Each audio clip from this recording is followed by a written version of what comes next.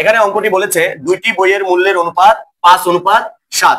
দ্বিতীয়টির মূল্য 84 টাকা হলে প্রথমটির মূল্য কত? এর আগে তোমাদের এরকম একটি অঙ্ক আমি করিয়ে দিয়েছিলাম, কিন্তু কিভাবে বুঝলাম যে এর আগে এই অঙ্কটি করিয়ে দিয়েছিলাম?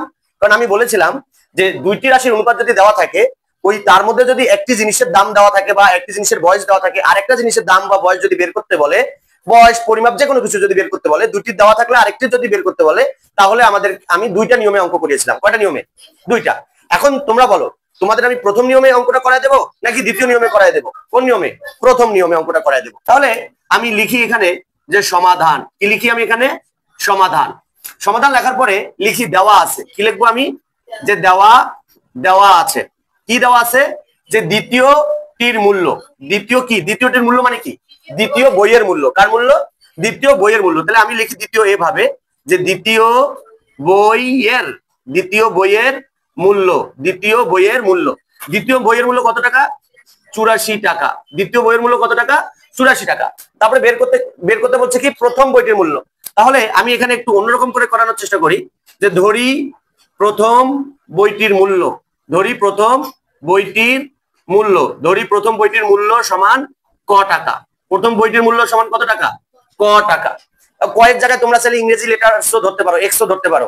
হ্যাঁ, তাহলে আবার তোমাদের আরো সুবিধা হবে। আচ্ছা, এক্স দিয়া করাই। হ্যাঁ, আচ্ছা, তাহলে ধরো প্রথম বইটির মূল্য কত টাকা? এক্স টাকা। কত টাকা? এক্স টাকা। তাহলে দ্বিতীয় বইটির মূল্য দেওয়া আছে 84 টাকা, আর প্রথম বইটির মূল্য যেহেতু বের করতে বলেছে, এই জন্য আমরা একটা অজানা রাশি, প্রথম বইটির মূল্য একটা অজানা রাশি এক্স আমরা ধরে নিয়েছি। তারপরে আমি এখানে লিখি যে এখানে কি লিখি আমরা এখানে লেখার পরে লিখি এখানে কয়টা বইয়ের অনুপাত দেওয়া আছে? দুইটা বইয়ের অনুপাত দেওয়া আছে। কয়টা বইয়ের? দুটি বইয়ের অনুপাত দেওয়া আছে। তাহলে আমরা লিখি যে প্রথম বইয়ের মূল্য অনুপাত দ্বিতীয় বইয়ের মূল্য সমান কত অনুপাত দেওয়া আছে? 5:7। অনুপাতের আরেকটা নাম কি? ভগ্নাংশ। অনুপাতের আরেকটা নাম কি? ভগ্নাংশ। তাহলে আমরা এটাকে ভগ্নাংশে রূপান্তর করি। তাহলে আমরা লিখি যে প্রথম বইয়ের মূল্য ভাগ দ্বিতীয় বইয়ের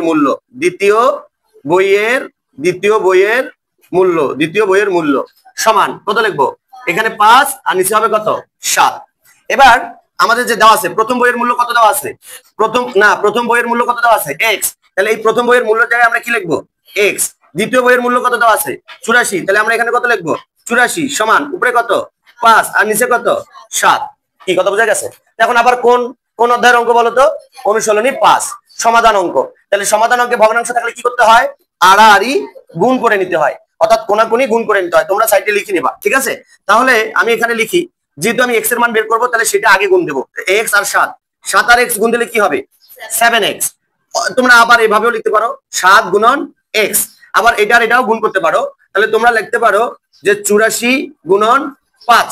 এখন চাইলে তোমরা গুণের কাজটা আগে করে নিতে পারো। তাহলে তোমরা লিখবা যে 7 গুণন এক্স। 84 আর 5 গুণ করো তো কত হয়? 4 5 20 0, 5 8 40, তাহলে কত? 420। 420 হয় না আবার? তাহলে এক্স এর সাথে 7 কি আকারে আছে? 7 এর সাথে এক্স কি আছে? গুণ আকারে আছে। তাহলে এই 7 এর পাশে এসে কি হবে? ভাগ হবে। তাহলে আমরা লিখবো বা এক্স সমান 420 ভাগ 7। সুতরাং এক্স সমান, ভাগ দাও। আমরা 7 দিয়ে 420 রে ভাগ করি, তাহলে কত হয়? 60। আর এক্সটা কে? এক্সটা হলো প্রথম বইটির মূল্য। তাহলে সুতরাং প্রথম বইটির মূল্য কত হবে? প্রথম বইটির মূল্য 60 টাকা। 60 টাকা। হ্যাঁ, 60 টাকা। কত টাকা? 7 টাকা। তাহলে এটা হলো প্রথম নিয়ম। কোন নিয়ম? গত 10 নম্বর যে অঙ্কটা করাইছিলাম গত ক্লাসে, তার প্রথম নিয়ম। তো গত ক্লাসের অঙ্কটা কয় নিয়মে করাইছিলাম?